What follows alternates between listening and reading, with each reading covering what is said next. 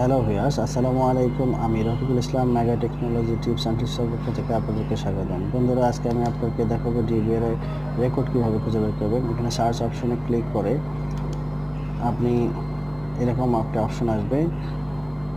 আপনি বাম পাশের নিচের যে গ্রিন কালারটা দেখতে পাচ্ছেন, এটি হচ্ছে রেকর্ডের আপনার ডিবিআর যে রেকর্ড হয়ে আছে সেটি বোঝার উপায়। আপনি একদম বাম পাশ থেকে 1 2 3 4 5 এরকম করে 24 ঘন্টা রেকর্ড হয়ে আছে কিনা সেটা বুঝতে পারবেন। মাঝখানে যদি গ্যাপ থাকে তাহলে বুঝতে হবে আপনার ডিবিআরটা মাঝে মাঝে অফ ছিল।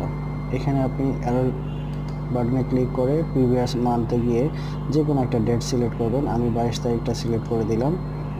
এখন এখানে আসবে সবগুলো ক্যামেরা। আমি ক্যামেরার নামের জায়গায় ক্লিক করে সবগুলো ক্যামেরা সিলেক্ট করে নেব এবং দেন নিচে যে গ্রিন বাটন বা গ্রিন কালার, এখানে যে কোনো একটা টাইম সিলেক্ট করলেই আমার সব